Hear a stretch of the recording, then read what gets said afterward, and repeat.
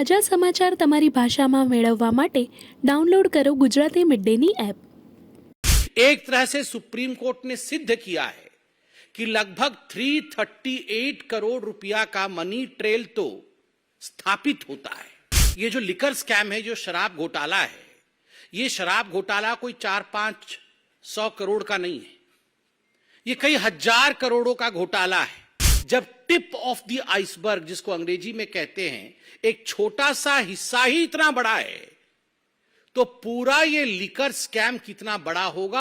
ये जितने गागर बंद है ना अभी जेल के अंदर, चाहे वो मनीष सिसोदिया जी हो, चाहे वो संजय सिंह जी हो, चाहे वो सत्येंद्र जैन जी हो, ये सारे गागरों के सागर आप हैं। अभी 3 दिन पहले मनीष सिसोदिया के बेल पिटीशन को रिजेक्ट करते हुए सुप्रीम कोर्ट ने जिस प्रकार की टिप्पणी का प्रयोग अरविंद केजरीवाल के मंत्री के खिलाफ, पूर्व मंत्री के खिलाफ किया है, एक तरह से सुप्रीम कोर्ट ने सिद्ध किया है कि लगभग 338 करोड़ रुपया का मनी ट्रेल तो स्थापित होता है। ये जो लिकर स्कैम है, जो शराब घोटाला है, ये शराब घोटाला कोई 400-500 करोड़ का नहीं है, ये कई हजार करोड़ों का घोटाला है। परत दर परत खुलासा हो रहा है। मगर सुप्रीम कोर्ट में जब यह कहा जाता है कि लगभग 338 करोड़ रुपया का ट्रेल स्थापित होता है, तो आप सोचिए, जब टिप ऑफ द आइसबर्ग, जिसको अंग्रेजी में कहते हैं, एक छोटा सा हिस्सा ही इतना बड़ा है, तो पूरा ये लिकर स्कैम कितना बड़ा होगा। और इसमें अरविंद केजरीवाल जी की जांच होनी चाहिए या नहीं होनी चाहिए, ये आप डिसाइड करिए। आप मतलब जनता डिसाइड करिए। मुझे तो आश्चर्य लगता है, ये वही अरविंद केजरीवाल है, बगल में फाइल दबा करके ये रोज 4 बजे, जब राजनीतिक पार्टी नहीं थी, तो प्रेस कॉन्फ्रेंस करते थे, आप ही लोग बैठे होते थे, और प्रेस कॉन्फ्रेंस में कहते थे, आज मैं शीला दीक्षित के खिलाफ खुलासा करूंगा, आज मैं रॉबर्ट वाड्रा के खिलाफ खुलासा करूंगा, आज मैं सोनिया जी के खिलाफ खुलासा करूंगा, आज मैं लालू प्रसाद यादव के खिलाफ खुलासा करूंगा, मेरे पास ठोस सबूत हैं। और जब 5 बजे इनकी प्रेस कॉन्फ्रेंस खत्म होती थी, तो अरविंद केजरीवाल कहते थे, खुला दरवाजा है मेरा, खुला दरबार है मेरा, मैं चैलेंज करता हूं लालू प्रसाद यादव से, मैं चैलेंज करता हूं रॉबर्ट वाड्रा से कि वो आए, मेरे प्रश्नों का उत्तर दे, तभी मैं इन्हें क्लीन चिट दूंगा। ये अलग बात है, अभी गलबइये कर रहे हैं इनके साथ घमंडिया अलायंस बनाया हुआ है।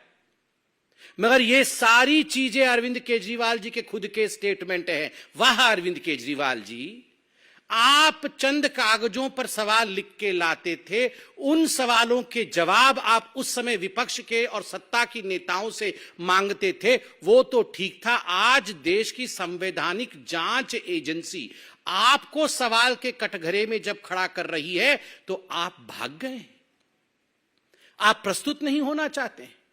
आपने अपने चिट्ठी में क्या लिखा है, चिट्ठी भी लेकर आया हूं, आपने अपने चिट्ठी में लिखा है, मुझे किस हैसियत से बुलाया गया है, एक इंडिविजुअल के हैसियत से, या official capacity as chief minister of Delhi, या नेशनल कन्वीनर ऑफ आम आदमी पार्टी, मुझे किस हैसियत से बुलाया गया है। अरे अरविंद केजरीवाल जी, ये जितने गागर बंद है ना अभी जेल के अंदर, चाहे वो मनीष सिसोदिया जी हो, चाहे वो संजय सिंह जी हो, चाहे वो सत्येंद्र जैन जी हो, ये सारे गागरों के सागर आप हैं। तो करप्शन के सागर के हैसियत से बुलाया गया है।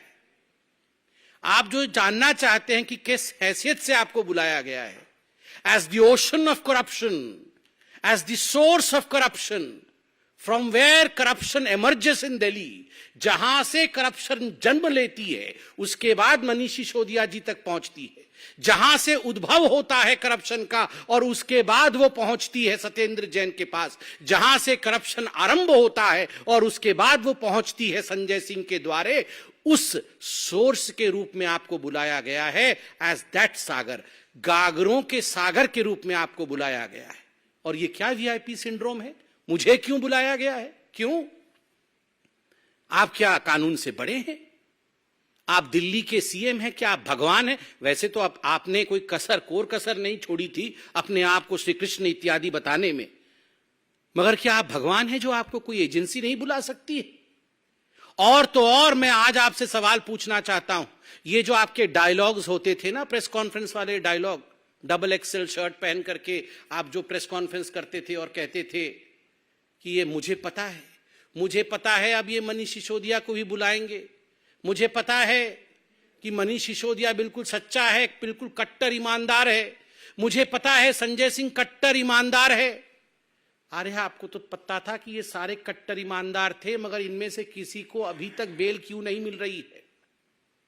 10 महीने हो गए अरविंद जी, 10 महीने हो गए मनीष सिसोदिया जेल की सलाखों के पीछे बंद है।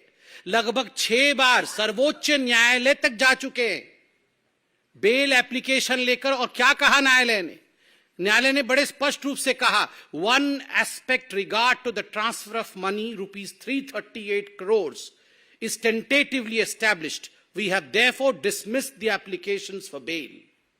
यह कहा है सुप्रीम कोर्ट ने मनीष सिसोदिया जी को लेकर। क्यों? इतने कट्टर ईमानदार थे अरविंद केजरीवाल जी आपके अनुसार, तो बेल रिजेक्ट क्यों हुआ? आप संजय सिंह जी के लिए कह रहे थे ये बड़े क्रांतिकारी नेता हैं, इनको फंसाया जा रहा है बीजेपी की ओर से। कोर्ट ने क्या कहा?